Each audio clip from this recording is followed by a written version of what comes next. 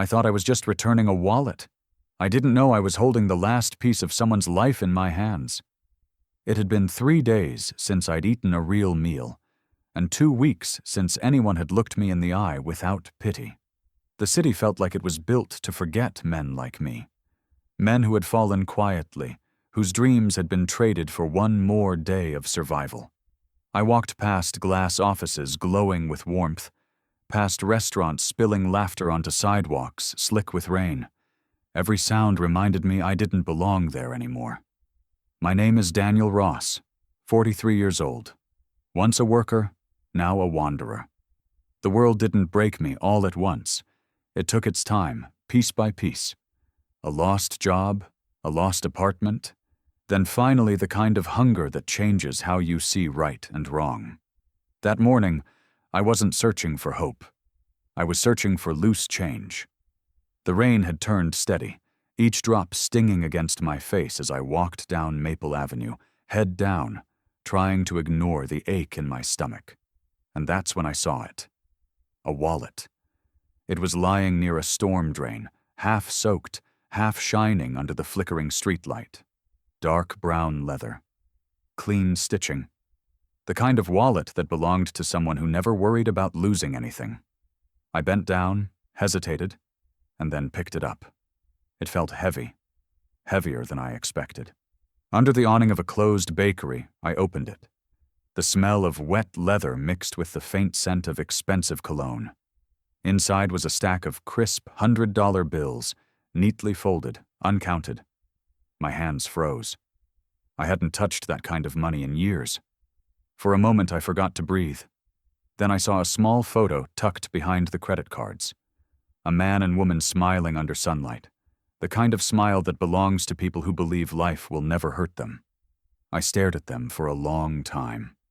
I didn't recognize their faces, but something in that picture, the woman's kind eyes, the man's confident grin, stirred something in me.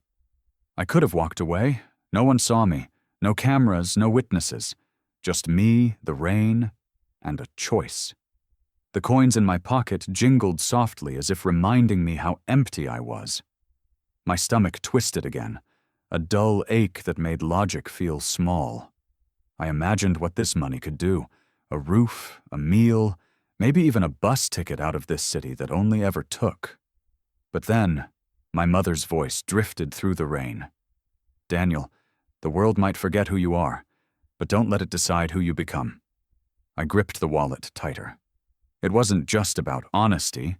It was about the kind of man I'd promised her I'd always be, even when the world stopped rewarding it. So I did what hunger told me not to. I decided to return it. But before I could close the wallet, something slipped out. A small, folded piece of paper, old and fragile. I caught it before it hit the ground.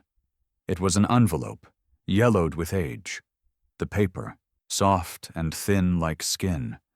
The ink had faded, but the handwriting was delicate, the kind that belonged to someone who took their time writing every word. Across the front, in cursive letters, were 4 words. To Thomas, I forgive you. My chest tightened. The words felt alive, heavy with the kind of emotion you don't find in random letters. I turned it over, half afraid to open it, half drawn by something deeper. I forgive you. Forgive for what? The rain pattered against the pavement, soft and rhythmic, like a ticking clock counting down to something unseen. I slipped the letter back into the wallet carefully, my fingers trembling just a little. The name on the ID read, Thomas Gray. Something about that name echoed faintly in my mind, like a whisper I couldn't quite catch. I didn't know yet why it sounded familiar, only that it made the air around me feel colder. I looked up the address printed beneath it. Pine Street, District 7, one of those neighborhoods where even the streetlights looked expensive. Returning it meant a 2-hour walk and a bus fare I couldn't afford. Keeping it meant comfort for the first time in months. I stood there for a long moment, staring at my reflection in a rain puddle. A man torn between survival and conscience. In that reflection, I didn't see a hero. I saw someone fighting to remember who he used to be. Finally, I zipped my jacket, tucked the wallet deep inside, and started walking.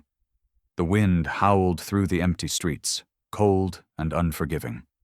Every step felt heavier than the last. But a strange calm followed me. The calm that comes when you do the right thing even though no one will ever thank you for it. The rain eased as I reached the bus stop, leaving streaks on the glass shelter. I sat down, pulling the wallet out one last time, double-checking the address before sunrise. That's when I noticed something I hadn't before. Behind the photograph of the smiling couple, hidden in a slit inside the leather, was another sheet, faintly visible under the edge of the picture. I slipped it out. It wasn't money. It wasn't a receipt.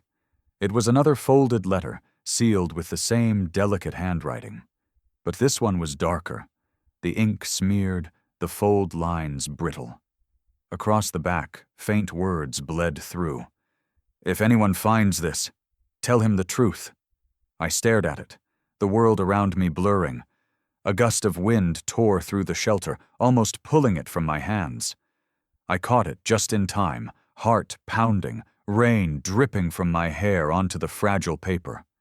I didn't know it then, but that small decision, to return a stranger's wallet, had just tied my life to a story I was never supposed to be part of.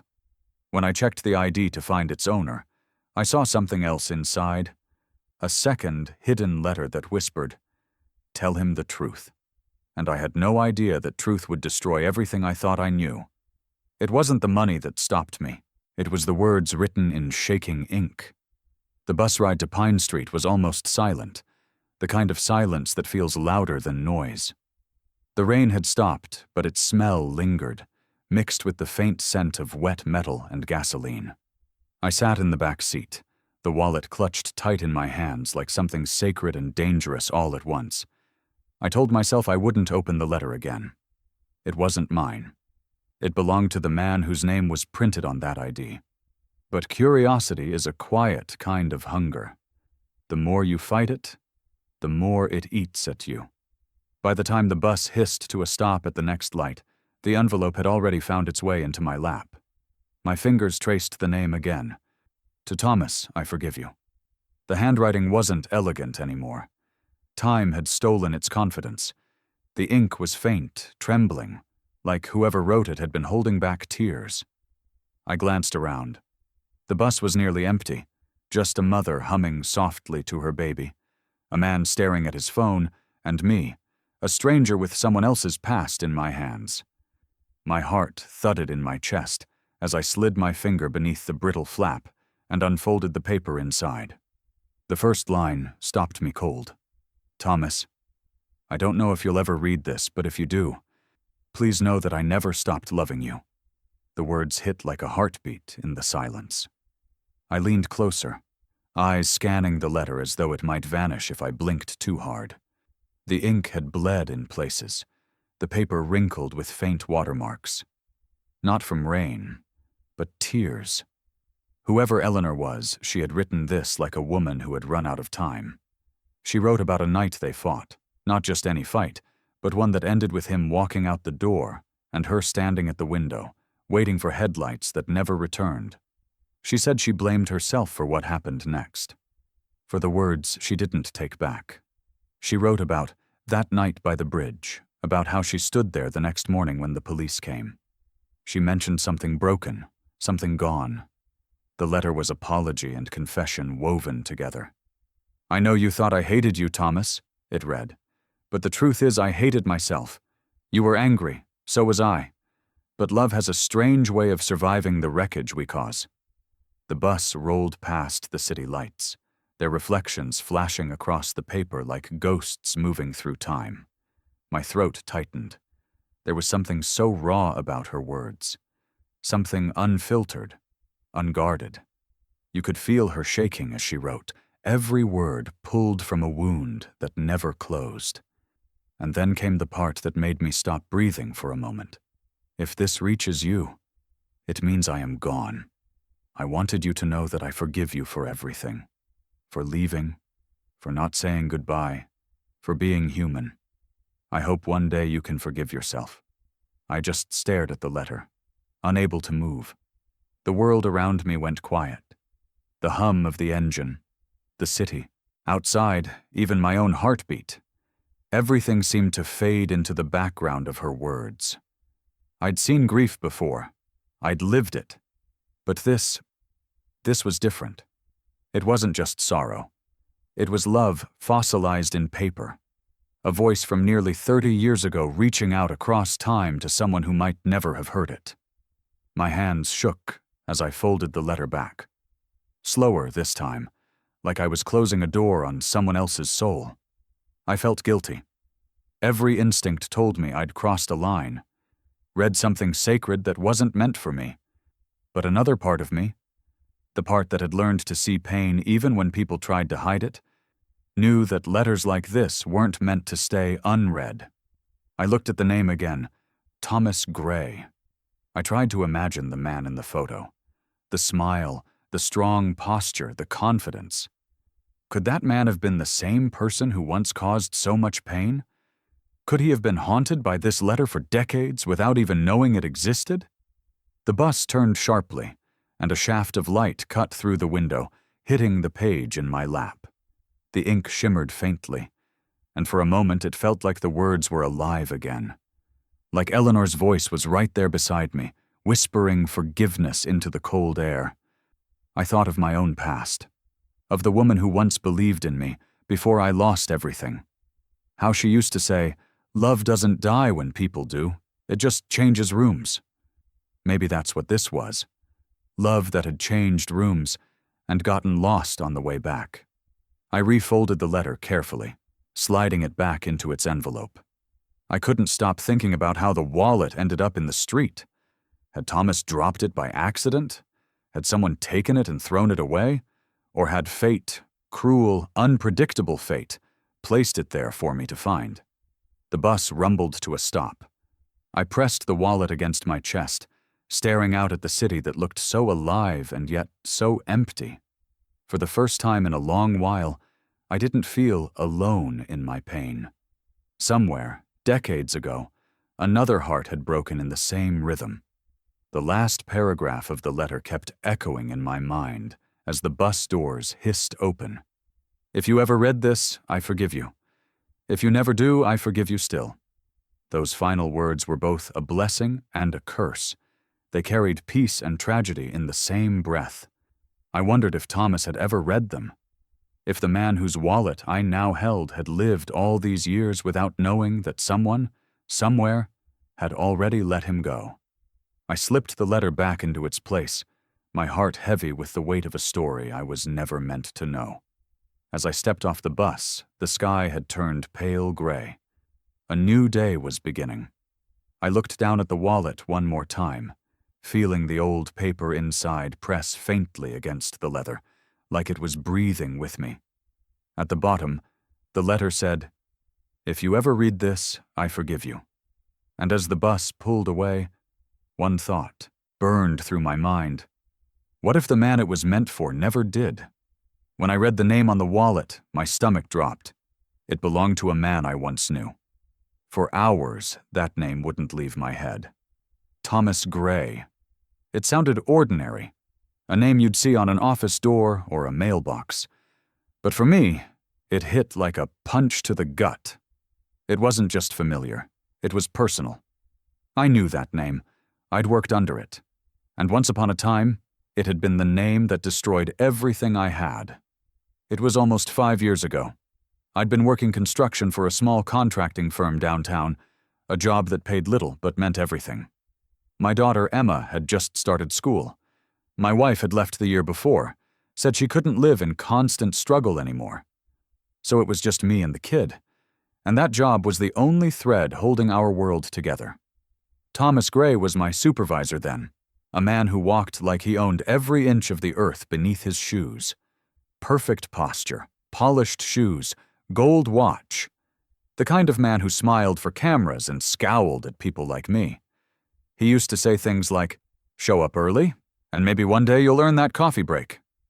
I used to laugh it off, until the day I didn't. That morning, Emma had gotten sick. Fever so high she couldn't lift her head. I called in, asked for 2 hours, just 2 hours, to drop her at the clinic before my shift. His voice on the phone was cold as concrete. "You're already skating thin, Ross. You show up late again, you're done." I got her medicine, left her with my neighbor, and sprinted across town, soaked in sweat, praying I'd make it. I clocked in 12 minutes late. 12. By lunch, I was jobless. He didn't even look at me when he handed over the termination slip. Just said, "We can't afford unreliable men," and walked away. No warning, no empathy, just the same calm detachment as someone closing a door. That day, everything fell apart. The bills piled up. The landlord gave me 3 days to vacate. I sold my tools to buy food for Emma. Within 2 months, I was sleeping in my car. Within 6, the car was gone too. And now, 5 years later, I was holding his wallet. The rain had started again, but I barely felt it. I just stood there on Pine Street, the city lights blurring around me, staring at the embossed letters on the driver's license. Thomas R. Gray. Same photo, older now. A few more wrinkles, a little more gray at the temples, but that same look in his eyes, like the world existed for him to manage. I couldn't breathe for a moment. I laughed bitterly under my breath. Fate, it seemed, had a dark sense of humor. 5 years ago, Thomas Gray took my job, my pride, and my chance at a normal life. Now fate had placed his wallet, his money, his identity, maybe his peace, in my hands. The old bitterness I thought I'd buried came roaring back. All the humiliation, the hunger, the endless nights I spent thinking about how one man's indifference had wrecked an entire life. And now I had the power to hurt him. It would have been so easy. One choice, one lie. I could walk into any store, buy food, pay a month's rent somewhere, pretend the past had finally evened its score. The thought burned in my mind like a fever. But right beside that anger was something else. Guilt. The kind that gnawed at you even when no one could see it. I thought of that letter again. "If you ever read this, I forgive you." Those words had haunted me all day. Forgiveness. I didn't know if Thomas Gray deserved it, but maybe I needed it. I walked along the sidewalk, the city humming quietly around me. People hurried past, strangers with dry coats and full stomachs, their eyes fixed on glowing phones. I wanted to scream at them, tell them what I was holding, how the universe had handed me justice in leather form. But no one would have cared. When you're poor, your pain doesn't echo. It just swallows you whole. I stopped outside a coffee shop, the kind I could never afford to sit in. Through the window, a man in a business suit laughed with a woman over lattes. For a second, I saw Thomas in that man's posture, that careless ease of someone who'd never had to choose between gas and groceries. I reached into my coat, pulled out the wallet, and stared at it. The rain ran down its surface, dripping from my fingers. "What if this is justice?" I whispered. The city didn't answer.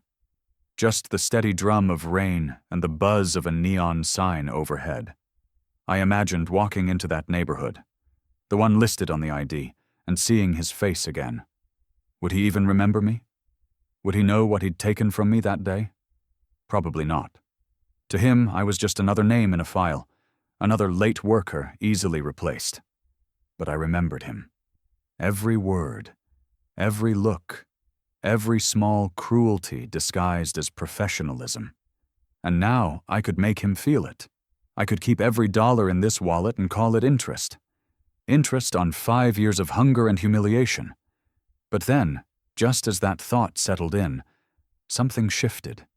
The image of the letter, Eleanor's trembling handwriting, flashed in my mind.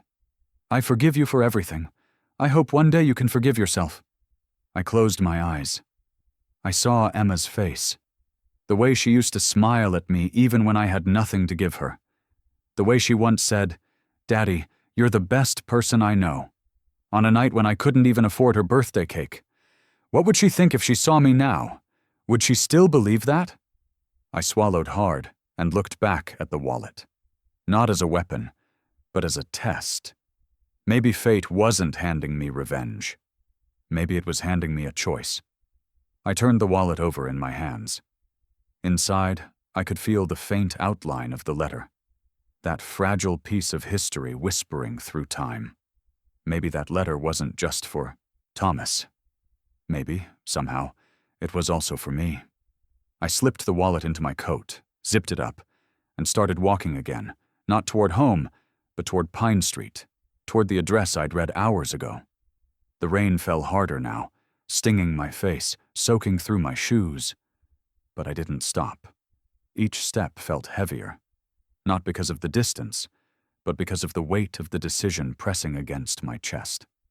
When I finally reached the edge of that quiet, rich neighborhood, the world looked different. Every house was lit softly, warm and peaceful. Somewhere behind one of those glowing windows lived the man who had once taken everything from me. And tonight, I held the power to take something back. I stood in the rain, staring at the house that once belonged to my past. In my hands was Thomas Gray's wallet, his life, his money, his secrets. I could take revenge with one choice, or I could return the very thing he lost. The address on the ID led me to a house that looked rich but empty, like a life that had stopped halfway.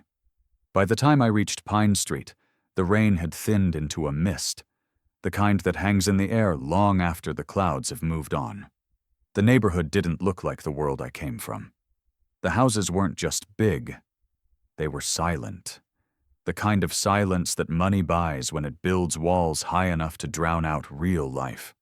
Thomas Gray's address was near the end of the street, behind an iron gate that probably cost more than everything I'd owned in my best years combined. A brass plate read 47 Pine Street.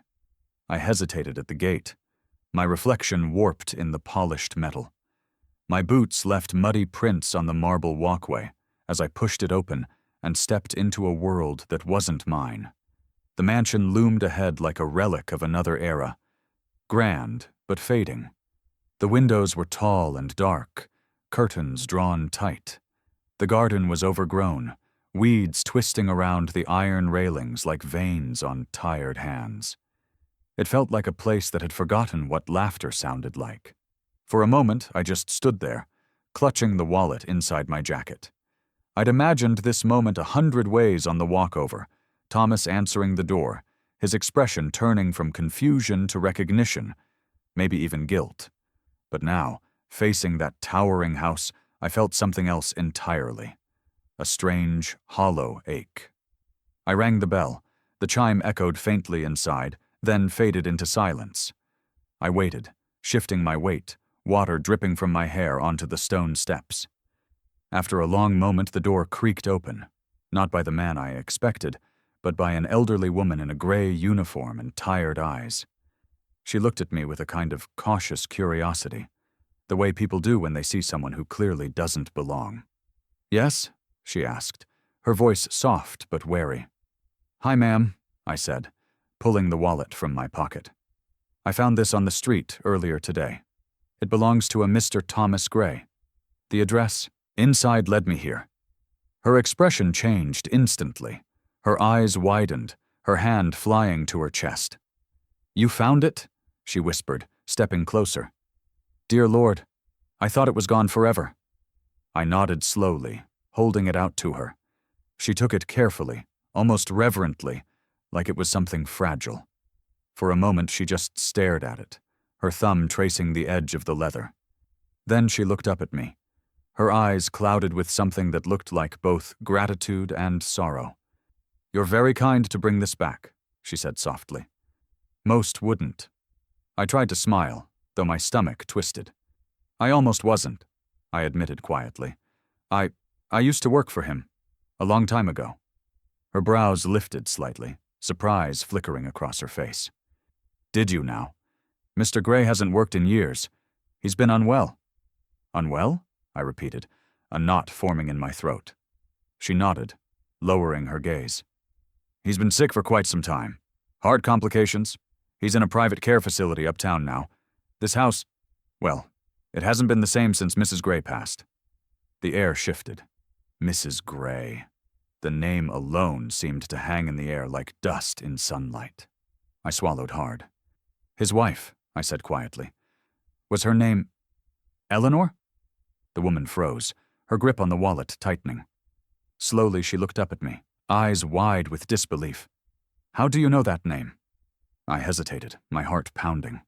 There was a letter inside, I said finally. It was addressed to him. Signed by her. Her face softened, and for the first time I saw something break through her composure. A deep, aching sadness. She pressed the wallet to her chest and whispered, "That letter. It was written by his late wife." The world seemed to tilt. I felt the ground steady beneath me, but everything else, my anger, my resentment, my sense of purpose, shook loose. She wrote it before she died. The maid continued quietly. He never saw it. It was lost when it happened. He's searched for it ever since. I didn't trust myself to speak. My throat felt tight, my mind replaying the words in that letter. I forgive you. I hope one day you can forgive yourself. All this time, he hadn't even known. The forgiveness he needed most had been trapped in a folded envelope, waiting for decades to be read. I shouldn't have opened it, I said quietly, guilt washing over me. I didn't know. The woman shook her head, a faint, bittersweet smile touching her lips. Maybe you were meant to.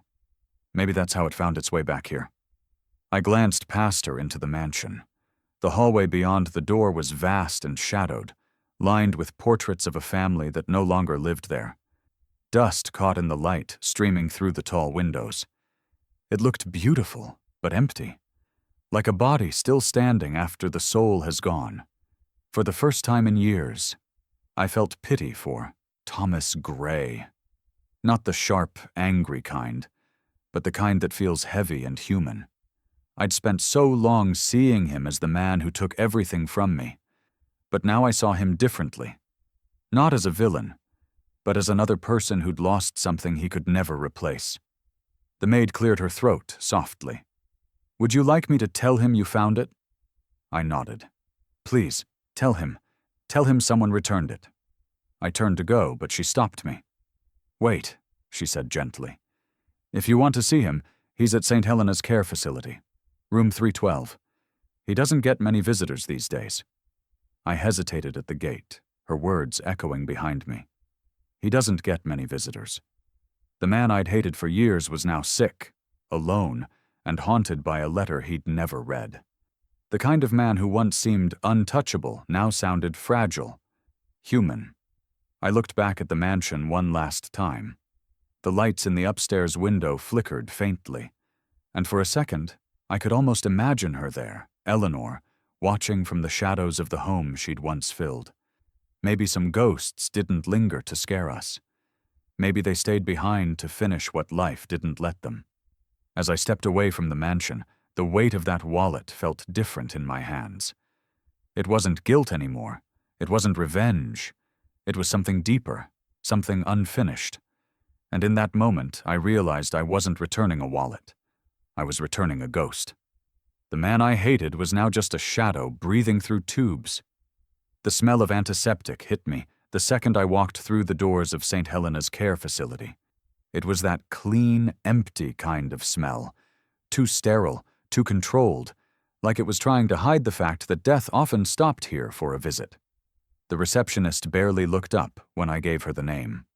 Thomas Gray, room 312, she said flatly, pointing down the long corridor lined with muted green walls and humming fluorescent lights. My footsteps echoed as I walked, each one heavier than the last. I didn't know why I'd come. Maybe it was guilt, maybe curiosity, or maybe deep down, I needed to see him one last time, to know what kind of man could ruin a life and still sleep at night. When I reached the room, I paused at the doorway. The name Thomas R. Gray was written neatly on the whiteboard outside.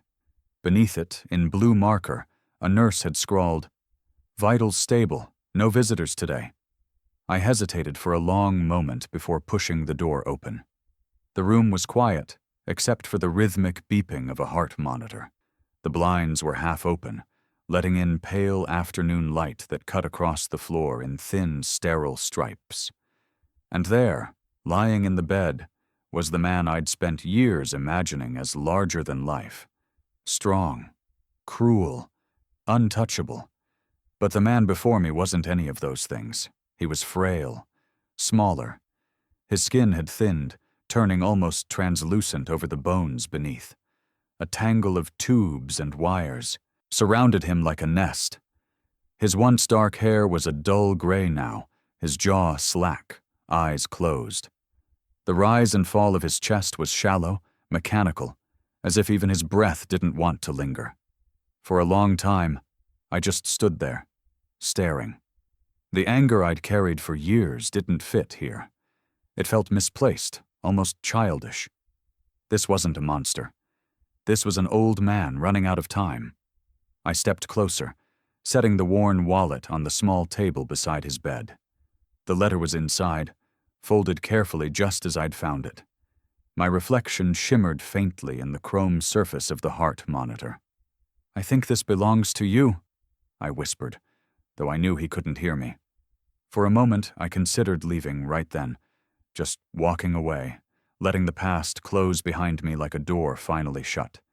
But something inside me said, wait. Maybe it was mercy. Maybe it was the same invisible thread that had led me here in the first place. So I sat down. The chair beside his bed creaked under my weight. I stared at his hands. Veins like blue rivers under parchment skin, fingers trembling faintly with each slow beat of his heart. I wondered if these were the same hands that had signed my termination slip, the same hands that had once built an empire, the same hands that had once held Eleanor's. "Funny thing, life," I murmured quietly. "It circles back, doesn't it? You fired me, and I hated you for it, for years. But here I am, bringing you something I should have thrown away." He didn't stir. The only reply was the steady beep of the monitor and the soft hiss of the oxygen. Minutes passed. Then, suddenly, a faint groan escaped his throat, a sound rough and fragile, like old wood creaking. His eyelids fluttered. His lips twitched. And then, slowly, he opened his eyes. They were pale blue, washed out with age, but still sharp enough to hold a trace of the man I remembered. Confusion clouded his face as he blinked against the light. When his gaze found me, his brow furrowed faintly. "Who are you?" he rasped, his voice little more than a whisper. "My name's Daniel Ross," I said quietly. "You probably don't remember me. I used to work for you, years ago." He stared at me for a long moment, trying to place the memory, but the effort seemed too heavy. He turned his head slightly, eyes landing on the wallet beside him. His breathing changed, shallow, faster. His trembling hand reached toward it but stopped halfway, as if afraid it might vanish if he touched it. "Where? Did you get that?" he asked, voice breaking. "I found it," I said softly. "On the street near the old office building. It must have fallen." He swallowed hard, eyes glistening. "It's been missing for weeks. I thought—" His words faltered as his hand brushed the leather. Then he froze. His fingers trembled as they traced the faint outline of something inside. "The letter," he whispered. I said nothing. I didn't need to. He opened the wallet with unsteady hands and pulled out the folded piece of paper. For a long moment, he just stared at it. The yellowed edges, the worn creases, the handwriting faded by years and grief. His lips trembled. "Where did you find this?" "It was inside," I said. I read it. I'm sorry, I didn't know." He didn't seem angry. In fact, I don't think he even heard me. He was somewhere else now, in another time, another room. He unfolded the letter slowly, eyes scanning the page. The silence stretched until I thought I might drown in it. Then I heard it. A single broken sob.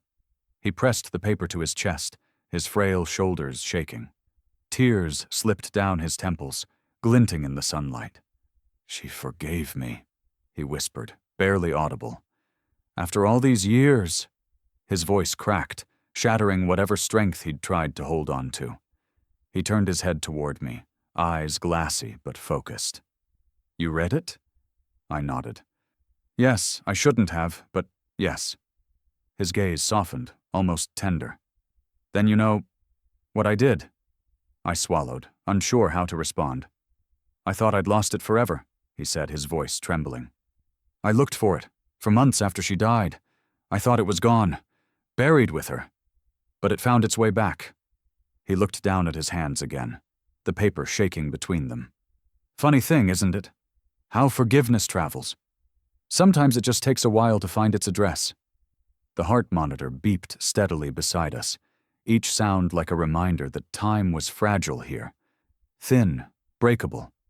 I wanted to ask him what happened between them, what he'd done to deserve such a letter. But something in his face told me not to. Some stories weren't meant to be dissected.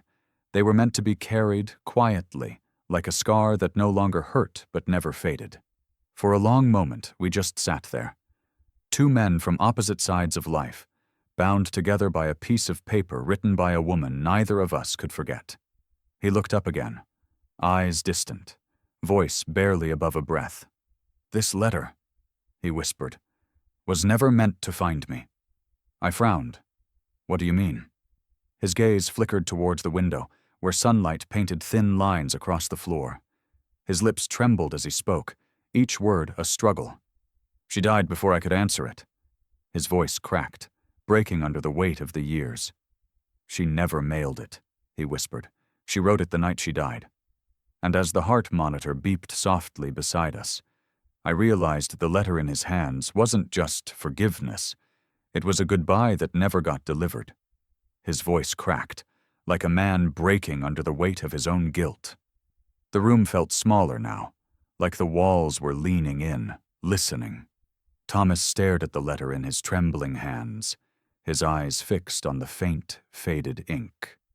For a long while, neither of us spoke. The sound of the heart monitor filled the silence, steady but fragile, like a clock running out of time. When he finally spoke again, his voice was barely a whisper. She died before I could answer it, he said. Then he took a deep, uneven breath, his chest rising and falling like every inhale cost him something. You should know the truth, son. You've come this far. You deserve to hear it. I hesitated, unsure if I wanted to. But something in his tone, something hollow and final, made me nod. He stared out the window, where the sunlight had begun to fade into the soft orange of evening. It was a storm, he said quietly. The kind of storm that makes the world feel like it's ending. We'd been fighting for weeks. I don't even remember what started it anymore. Work, pride, stupid little things that never mattered. But that night was worse. He swallowed hard. I'd been drinking. She'd been crying. I told her I was leaving, just for a drive, just to clear my head. But we both knew that wasn't true. I wanted to hurt her. I wanted her to beg me to stay. I slammed the door, got in the car, and left her standing on the porch. His hands clenched weakly at the blanket, knuckles white, veins trembling. I drove for hours. I didn't even know where I was going. When I finally turned back, the road was blocked. Police lights, flashing blue and red against the rain. A car had skidded off the bridge. He looked at me, his eyes wet but unfocused. It was hers. The room went still. The words hung there, heavy and unforgiving. They told me she must have gone after me, he continued, voice cracking. Tried to catch me before I left town. The rain was too heavy. The tires slid. They said she didn't feel a thing. He wiped his face with the back of his trembling hand. But the tears didn't stop. I never got to say I was sorry. I never got to tell her she was right, that I was a coward, that I was weak, that I'd rather run than face what I'd broken. His breathing grew uneven. After the funeral, I found her journal. In the last page, she'd written something, just one line. Love survives even when we don't. He paused, swallowing hard. I tried to believe that. I wanted to. But guilt is a heavy thing, Daniel. It doesn't fade. It just buries itself deeper. He looked down at the letter again. A week after she died, a friend from the post office delivered this to my house. Said it had been found among her things, half-written, unaddressed. She'd meant to mail it. Maybe the night before she died. Maybe that morning. I'll never know. His voice softened, almost breaking. For years I kept it. Then one night, when I couldn't stand the wait anymore, I went to the bridge. I was ready to jump, to follow her. But the letter, it slipped from my hands. The wind took it. I watched it vanish into the river below. I thought that was the end of it. He gave a weak, broken laugh. And yet, here it is. After all this time, like she found a way to make sure I'd read it after all. I didn't move. I couldn't. My throat felt tight, my chest heavy with something that wasn't pity. It was recognition. The kind of pain that comes from knowing what it's like to lose someone you can never apologize to. He closed his eyes for a moment, breathing shallowly. After she died, I stopped living. I went to work, came home, stared at walls. I didn't talk to anyone. My company grew, but I didn't care. People called me cold, ruthless, heartless. Maybe I was. Maybe I thought if I could control everything, I'd never lose anything again. He turned his gaze toward me, the corners of his eyes trembling. But you can't outwork grief. You can only delay it. And it always finds you. His words hit deeper than I expected. For a moment, I saw myself in him. The man who ran, who hid behind anger, who tried to fill the cracks with excuses. He looked back at the letter and smiled faintly, a sad, wistful curve of the lips. You know, I wrote her too. Every year, on her birthday. Letters I never mailed. Dozens of them. I'd tell her about the company, about the house, about how the world felt empty without her. Then I'd tear them up and start again. It was my punishment, I suppose. My way of pretending I still had something to say. He ran a shaking hand over his face. But I never forgave myself. Not once. Until now. I sat there, speechless, watching as tears traced paths down his weathered cheeks. His voice grew weaker, barely audible now. You found something I thought was lost forever. You gave me back her voice. For a long time, we just sat in silence. The poor man and the dying one, bound by a letter that carried both forgiveness and regret. Then, slowly, he turned his head, studying me with a look I couldn't place. Something flickered behind his eyes. Curiosity, recognition, disbelief. He reached out a trembling hand, his fingers brushing the edge of my sleeve. "Tell me," he whispered. "How did you find it?" I took a breath. "I was walking home from the garage where I sleep sometimes. It was late, raining. The wallet was just lying there on the curb. I picked it up to return it." He smiled faintly. "Most wouldn't have." "I almost didn't," I admitted quietly. "Why didn't you?" I thought about Emma, about my daughter's soft voice asking if we could buy a cake for her next birthday, even when I knew we couldn't. About how she once said, "You're a good man, Daddy," and how badly I wanted to keep that true. "Because someone once told me," I said softly, "doing the right thing when it's hard is what makes you who you are." His eyes glistened. For a long time, he didn't speak. Then he nodded, a faint smile flickering through the exhaustion. "Eleanor used to say that." The words hit me like a jolt. "What?" "She said it often," he murmured, "especially to the people she helped. My wife, she volunteered at a shelter years ago, helped people get back on their feet. I remember her mentioning someone once, a young man, struggling, kind-hearted, said he reminded her of the person I used to be." He paused, his eyes locking onto mine, something dawning behind them. "She said his name was Daniel." My breath caught. "She helped someone once," Thomas said slowly, his voice trembling. "A poor young man named Daniel. Was that you?" The room spun, the air thick with ghosts of the past. I felt my pulse in my throat as the truth clawed its way to the surface. Could it be?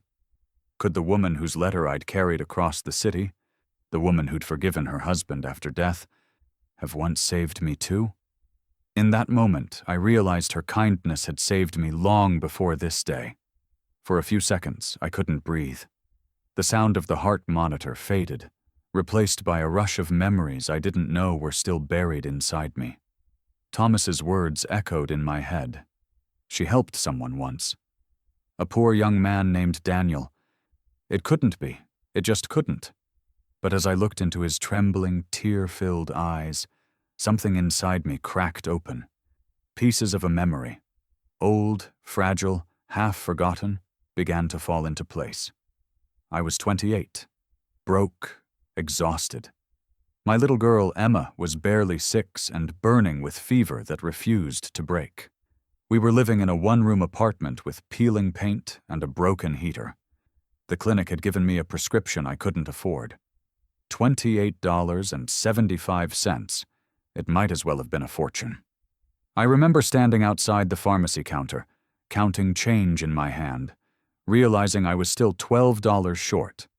The cashier looked at me with that polite kind of pity people use when they want to hurry you away. Behind me, a woman's voice said, "It's all right. I'll cover it." I turned, startled. She was standing there. A woman in a blue coat, her hair neatly pinned, her smile soft but tired, like she'd seen more of life than she ever asked for. She handed the cashier a bill before I could protest. "You don't have to," I began. She shook her head gently. "Just promise me you'll pay it forward someday." That was it. No name, no story. Just a stranger's kindness on a night when the world had given up on me. When I came home that night, clutching Emma's medicine, I told her an angel had paid for it. She laughed weakly and asked if angels wear blue coats. I told her maybe the good ones do. Years passed. Life got harder.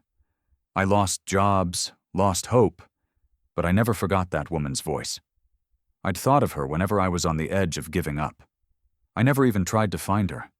Some debts, I told myself, are too sacred to repay. And now, standing in that quiet hospital room, I realized her name was Eleanor Gray.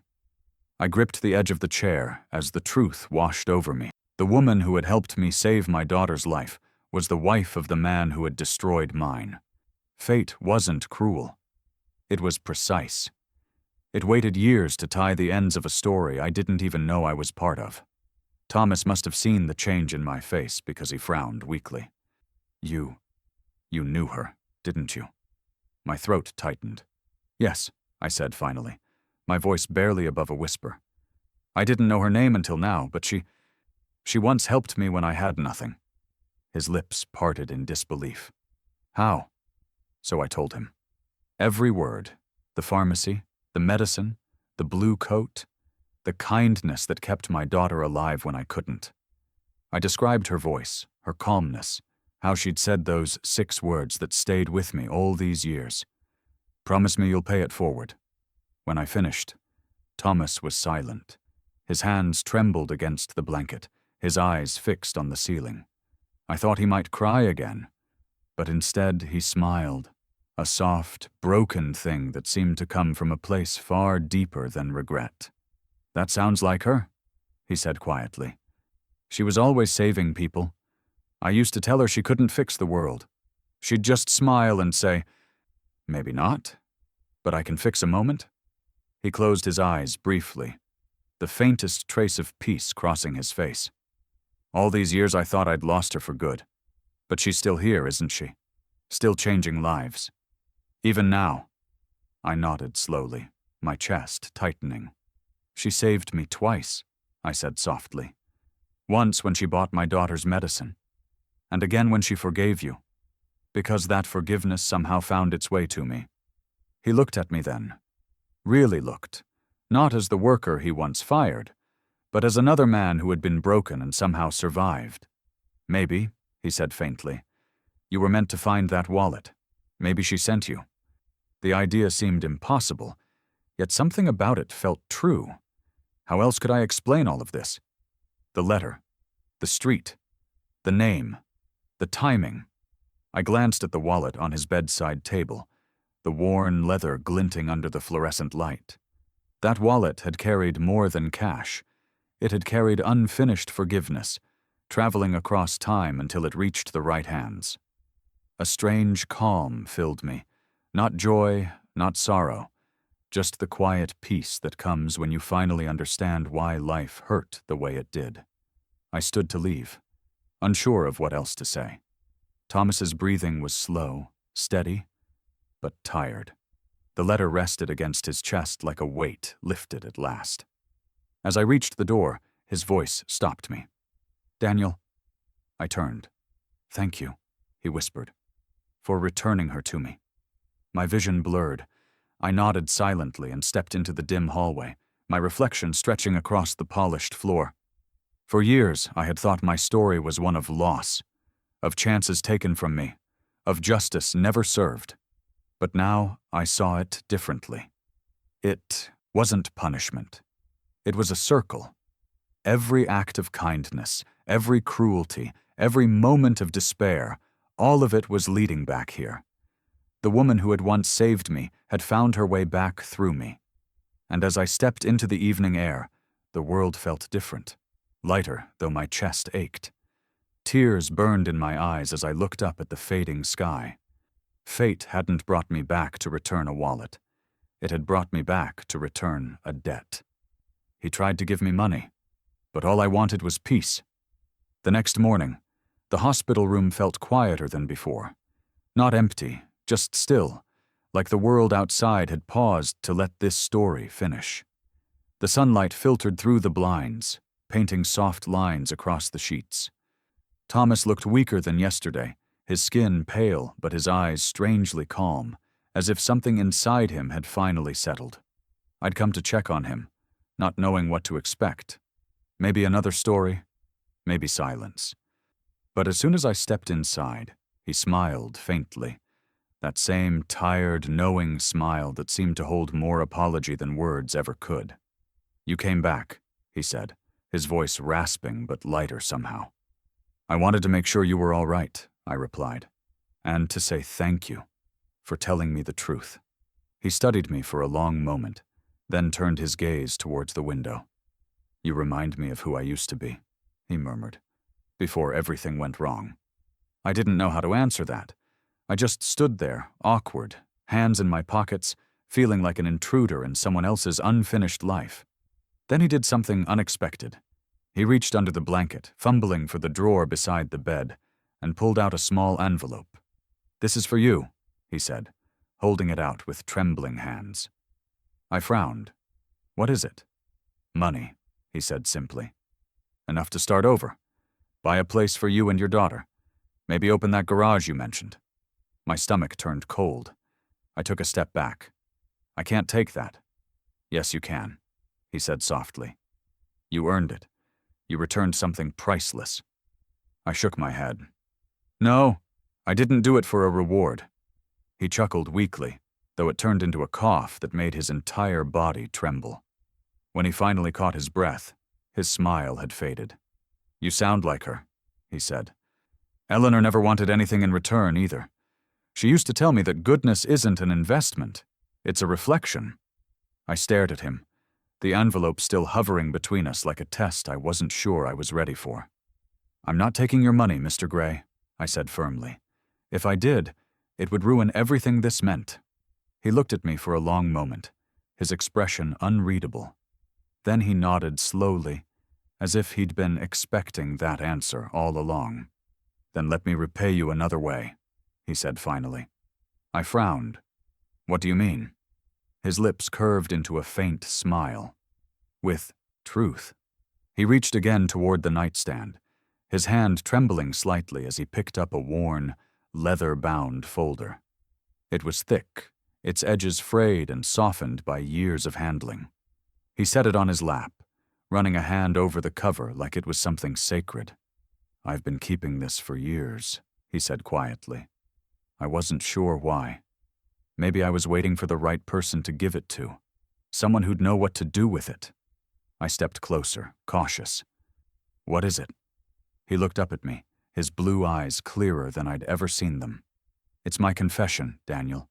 Everything I never told anyone, about the company, about Eleanor, about what really happened after she died." He opened the folder slowly. Inside were papers, old photographs, and a stack of letters. Not Eleanor's handwriting this time, but his. The ink was darker, the words neater, deliberate. "I started writing to her after the accident," he said. "Hundreds of letters. I thought if I told her everything, I might feel forgiven. I never mailed them. I just kept adding to the pile, regret after regret, until the day I realized forgiveness doesn't come from saying sorry, it comes from changing." He handed me one of the letters. The paper trembled in his hand. "Read it," he said. I unfolded it carefully. The first line read, "If anyone ever finds this before I'm gone, tell my wife I finally did one good thing." My throat tightened. "Mr. Gray." "Thomas," he corrected gently. "Just Thomas now." He leaned back against the pillows, eyes half closed. Eleanor believed in second chances. She saw them everywhere, in broken people, broken dreams. Maybe this is mine. Maybe you're mine. I didn't know what to say. The man who had once fired me, who had stood for everything I hated about the world, was now laying bare every wound he'd ever hidden. He reached for my arm, gripping it weakly but with surprising strength. "Promise me something," he said. "When I'm gone, don't let this all end with me. Don't just survive, Daniel. Live, really live. You have a daughter. Raise her to believe that kindness still matters." "I will," I said quietly, my voice breaking. He smiled, the faintest shadow of peace crossing his tired face. "Good," he whispered. "Then you've already repaid me." The room fell silent again. The only sound was the soft hum of machines and the faint ticking of the clock on the wall. I stood there, holding the folder, feeling the weight of everything inside. The guilt, the memories, the truth he'd carried for so long. This wasn't just a gift. It was a legacy, a burden he was finally passing on to someone who still had a chance to make things right. As I turned to leave, I caught a glimpse of his reflection in the window. A man who had lost everything, yet somehow found redemption in the most unlikely way. He shifted slightly, his hand moving toward the folder. Again. "Wait," he whispered. "There's one more thing." His trembling fingers brushed the papers, revealing a sealed envelope beneath them, with my name written across it. "What's inside there?" he said, voice fading. "Will change your life. Sometimes a goodbye arrives years too late, but right on time for the soul." The day Thomas handed me the letter, his hands were trembling like paper caught in the wind. The hospital room was filled with that kind of silence that only exists near endings, not the cold, empty kind, but the soft one that comes when a story is almost finished. He gestured weakly toward the folder resting on his lap. "There's something else," he said, his voice barely above a whisper. "I was saving it for someone who'd understand." Inside the folder was a small, leather-bound journal, worn, soft at the edges, the cover cracked with age. And tucked carefully inside its final page was a sealed envelope. My name was written across it. "Daniel." I froze. This is mine." He nodded slowly. "It's hers. Eleanor wrote it. She asked me to give it to the man she once helped, if I ever found him." The air left my lungs. My fingers shook as I held the letter, feeling the faint ridges of her handwriting beneath my thumb. The ink was faded, the seal brittle. It smelled faintly of lavender, the kind of scent that lingers years after someone's gone, refusing to disappear. "I never thought I'd find you," Thomas said softly. But maybe she knew I would. Maybe she knew kindness finds its way back, even after death. For a long moment I couldn't open it. The weight of it felt too sacred, too heavy. It wasn't just paper. It was the voice of a woman who had saved me once, echoing through time to reach me again. Finally, I unfolded the seal and began to read. "Dear Daniel, if you are reading this, then life has a strange way of circling back, doesn't it? I never learned your last name, but I remember your eyes, tired, honest, and full of love for a little girl who deserved the world. You thanked me once for buying your daughter's medicine. You told me you'd repay me someday. But kindness isn't a debt. It's a seed. You planted it the moment you promised to pass it on. I've watched too many people lose their light, because the world told them goodness doesn't matter. But it does, Daniel. It always does. You proved that by the way you looked at your child, by the way you thanked a stranger as if I'd given you the universe. So if life ever tests you, if it takes everything from you, remember that one act of grace can rewrite everything. It can turn guilt into peace. It can bring a lost soul home. If you ever cross paths with my husband, please forgive him. He wasn't a cruel man, only a broken one who forgot how to love after losing too much. And if you can, remind him that I never stopped loving him, even when I was gone. With hope, always. Eleanor Gray. By the time I reached her name, my vision had blurred completely. The words swam before me, the letters trembling under the weight of my breath. Every sentence felt like a thread stitching closed an old wound I hadn't realized was still bleeding. I looked up at Thomas. He was watching me, his expression fragile but peaceful, the way someone looks when they know the last chapter of their life has finally been written. She forgave me, he whispered. After all this time, she really did. I nodded, unable to speak. He smiled faintly, his lips trembling. You know, Daniel, when I first built my company, I thought success was measured by what you could hold. Money, property, power. But sitting here now, I realize it's what you give that lasts. The only thing that mattered was her. His breathing grew shallow, the sound soft and rhythmic, like waves fading into shore. I reached for his hand, holding it gently. She'd be proud of you, I said quietly. He gave a faint, tired laugh. She'd be proud of you too. Then, for a moment, his eyes drifted past me, toward something I couldn't see. A lightness crossed his face, a small smile forming as if he were seeing someone familiar, someone waiting. Eleanor, he breathed, and just like that, his hand went still. The monitor beside him began its long, steady tone. Nurses rushed in, calling his name, checking for a pulse that was no longer there.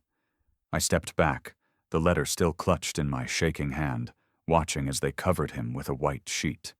It wasn't fair, how quiet the room became, how quickly a life could fade, even one that had finally found forgiveness.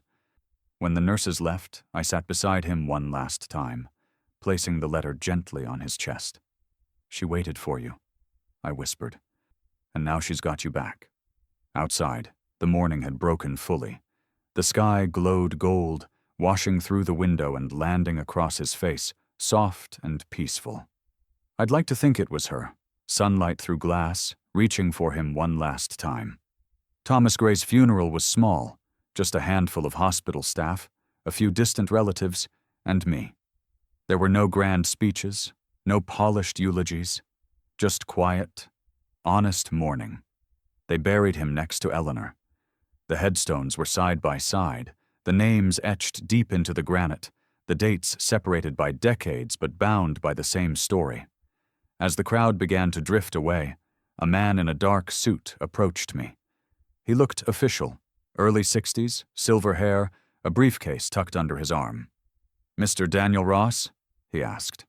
I nodded cautiously. "Yes." "I'm Mr. Hensley," he said. "Thomas Gray's attorney. He instructed me to deliver something to you personally upon his passing." He opened his briefcase and pulled out a sealed envelope. Thick, cream-colored, the handwriting shaky but familiar. My name was written across the front. I stared at it, my pulse quickening. "He wrote me a letter?" The lawyer nodded. "Yes," his final one. I took it with trembling hands, the paper cool and heavy. For a moment, I just stood there, the breeze tugging at my coat, the sound of wind moving through the trees like whispers. It felt different from Eleanor's letter, heavier somehow. Not a goodbye from a woman who forgave, but from a man who wanted to make things right. As I looked down at the fresh earth covering his grave, the words from Eleanor's letter echoed in my mind. One act of grace can rewrite everything. And maybe this was his final act. One last chance to pass on the grace he'd finally learned to understand. I slipped the envelope into my pocket and turned towards the horizon, where the morning light spilled across the sky. I didn't know what waited inside that letter, Truth, confession, or another surprise that would turn my world upside down. But I knew one thing for certain. It wasn't the end of the story. As I walked away from the grave, the lawyer's voice followed softly behind me. He said you'd know when to open it. I looked down at the envelope again, his shaky handwriting spelling out my name. And beneath it, 3 small words that made my heart stop. For your daughter, Emma. I opened the envelope expecting money, but it was something far more valuable. For 2 days, I kept the envelope tucked inside my coat pocket, afraid to open it. I carried it everywhere, to the diner where I washed dishes, to the empty apartment where Emma's laughter used to echo, to the quiet hours of night when sleep wouldn't come. The name on the front, For your daughter, Emma, stared back at me like a secret I wasn't ready to learn. When I finally did, it was raining, the kind of cold, steady rain that makes everything feel heavier. I sat at our small kitchen table, the same one I'd repaired a dozen times, and stared at the envelope until my hands stopped shaking. Then I broke the seal. Inside wasn't cash or a check, like I half expected. Instead, there was a single sheet of thick paper folded around something official. A deed. I unfolded it slowly, my breath catching when I read the first line. Property transfer of ownership. 214 Pine Hollow Road. Below that, in careful, shaky handwriting, were the words that silenced me completely. For the man who brought my wife home to me. Thomas Gray. For a moment, I just sat there, staring at the paper through a blur of disbelief and tears. My throat burned. I didn't know whether to laugh or cry or drop to my knees. A house, not a fortune, not pity, but a home, something I hadn't had in years. Something I'd stopped believing I would ever have again. It wasn't just a gift, it was redemption made tangible. When I showed the deed to Emma, she blinked at it in confusion. We have a house? I nodded, still dazed. We do, sweetheart. Mr. Gray, he gave it to us. Her smile was small but bright, like sunrise peeking through clouds. Can we go see it? We drove out the next morning. Pine Hollow Road was quiet, lined with oak trees and weathered mailboxes, the kind of place where the air smelled clean and time seemed slower. The house itself sat near the end of the lane, modest, white-painted, its porch wrapped around like an embrace. Not new, not grand, but alive with history. The key fit easily into the lock. As the door creaked open, dust motes danced in the sunlight spilling through the windows. Wooden floors groaned beneath our steps, but the space felt warm, as though it had been waiting. Emma ran through the empty rooms, her laughter echoing against the walls. "It smells like cookies," she said, wrinkling her nose. I smiled faintly. Maybe Mrs. Gray used to bake. Each room felt like a memory caught in still air. Framed photographs of landscapes, faint outlines where furniture once stood, a forgotten piano in the corner of the living room. But it wasn't sadness that lingered here. It was peace. I walked to the fireplace, where a single photograph remained on the mantel, the only one untouched by time. It was a black and white image of Eleanor and Thomas standing in front of the same house, smiling in a way that seemed to reach through the years. She was wearing that same blue coat I remembered from the pharmacy. He had his arm around her shoulders, proud and certain. For a long moment, I just stared.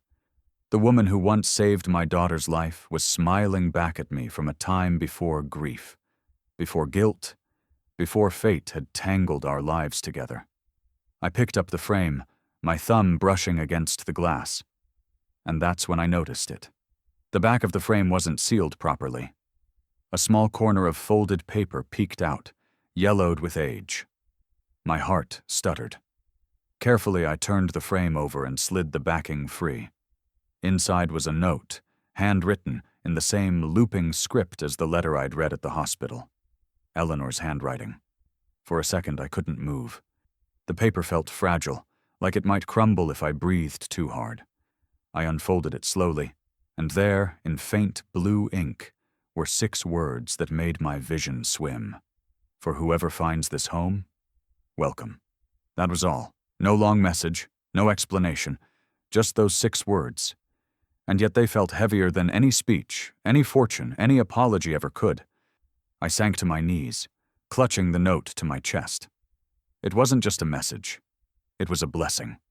A bridge from a woman who had believed in kindness to the man whose life her kindness had shaped. Emma came running up beside me, holding a handful of daisies she'd picked from the yard. "Daddy, what's wrong?" I smiled through tears. "Nothing, sweetheart. Nothing's wrong at all." She looked around the room, her small voice echoing. "Can we stay here forever?" I nodded slowly. "Yeah, baby. We can." For the first time in years, the word forever didn't sound like a dream. It sounded like home. The rain outside had stopped. Sunlight poured through the windows, catching the dust in mid-air. And for just a heartbeat, I could almost see her there. Eleanor, the woman in the blue coat, smiling, watching. It hit me then. Thomas hadn't given me a house. He'd given me her legacy. The proof that goodness doesn't vanish. It roots itself in the lives it touches. I looked around at the empty room, at the life waiting to begin again, and felt the weight of the past lift at last. As I placed the frame back on the mantel, something shifted behind it. A loose board, hollow-sounding when it tapped the wall. I leaned closer, curiosity rising. Inside that hidden space, I could see the corner of something tucked away, untouched for decades. Another envelope, sealed tight, with the initials E.G. written across it. Her voice returned, not in sound, but in ink, and it healed what time could not. The loose board gave way with a soft crack, sending a puff of dust into the air. My heart hammered as I reached into the hollow space behind the wall. My fingers brushed against something dry and delicate. Paper, wrapped carefully in plastic, time's fragile survivor. When I pulled it out, my breath caught. It was another envelope, yellowed, soft at the edges but perfectly sealed.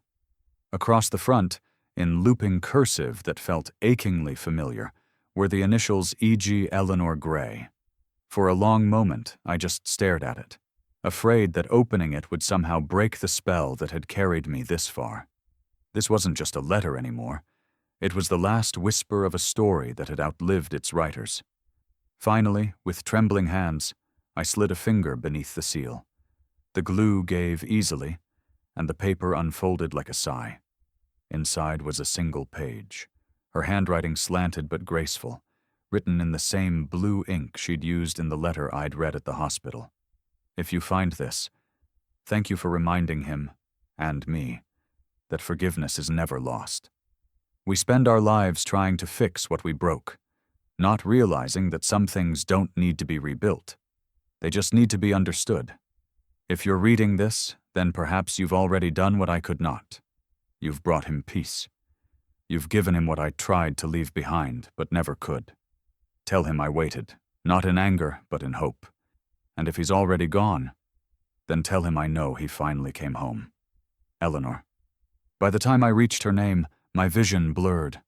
My throat tightened until I could hardly breathe.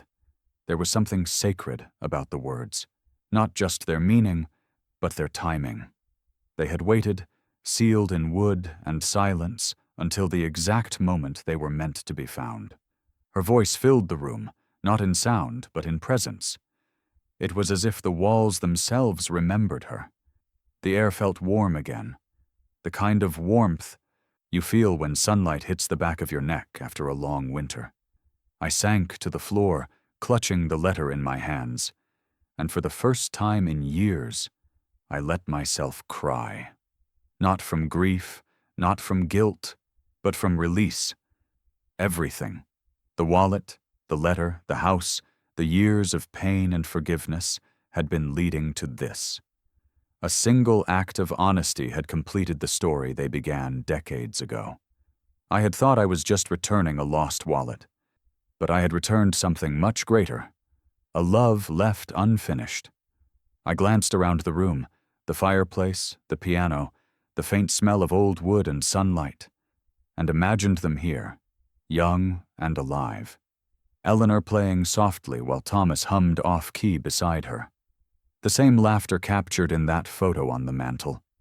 The same tenderness she carried to strangers in need. And in that moment, I realized that I wasn't just part of their story anymore. I was its ending. Because sometimes, the final chapter isn't written by the ones who began the book.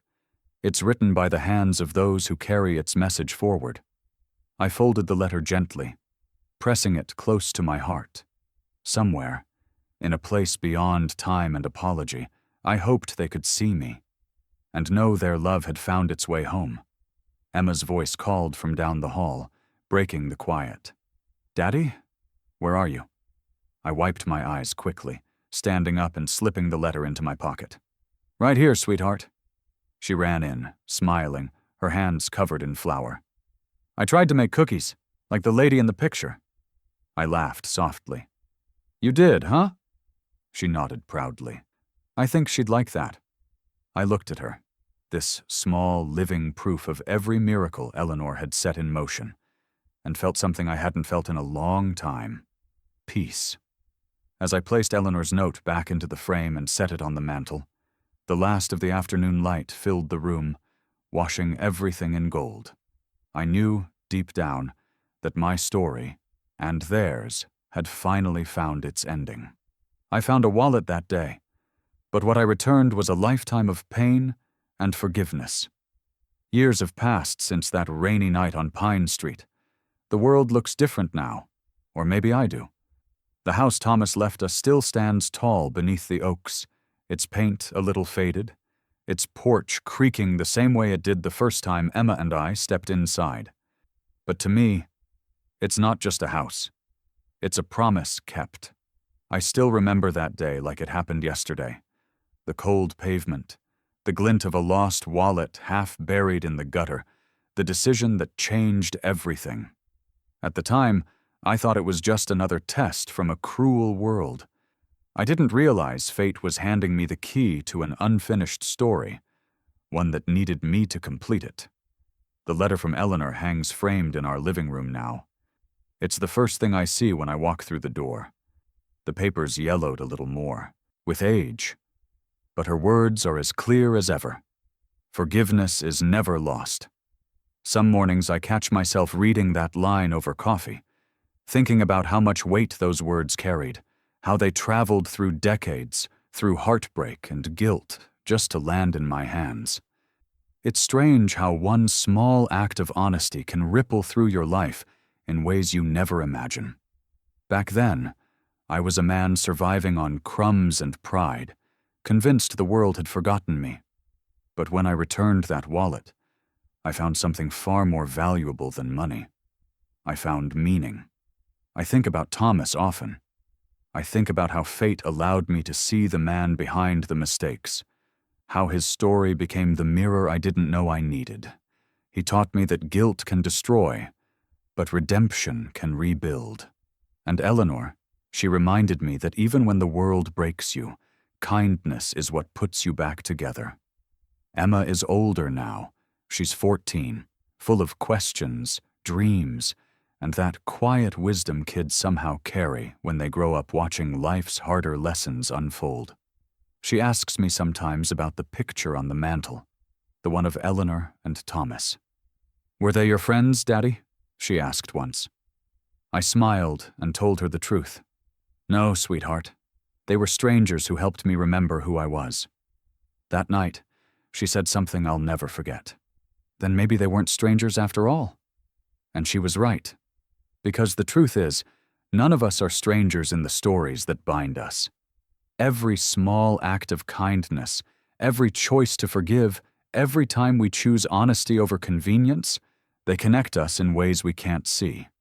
Sometimes, what you do for someone you'll never meet becomes the reason another person finds hope again. I started volunteering at the shelter downtown a year ago. The same kind of place Eleanor once worked in. I see men and women there who remind me of who I was. Tired, desperate, trying to hide how much the world has taken from them. And when I hand them a meal, or a blanket, or just a moment of listening, I always think of her, of that night in the pharmacy, of the woman in the blue coat who asked for nothing but a promise to pay it forward. I finally understand what she meant. I didn't pay it forward with money. I paid it with compassion, with time, with patience, with honesty. Every act, no matter how small, feels like another word in the letter she started writing all those years ago. Sometimes, when the sun sets and the house grows quiet, I sit on the porch and look at the road that brought me here. I wonder how many other lost wallets, forgotten letters, or hidden messages are out there, waiting for the right person to find them. Maybe life isn't about luck or timing at all. Maybe it's about recognition, seeing what others miss, listening when the world stays silent. That's what the wallet taught me. That's what they taught me. Eleanor gave forgiveness. Thomas gave redemption. And me? I gave honesty. Together, those three things built something none of us could have made alone. Peace. I keep the wallet, too, sitting in a small box by the framed letter. It's old and worn, the leather cracked, but I could never throw it away. It reminds me of who I was and who I chose to become. Every now and then, when someone at the shelter tries to hand me money for helping, I shake my head and tell them, "You don't owe me anything.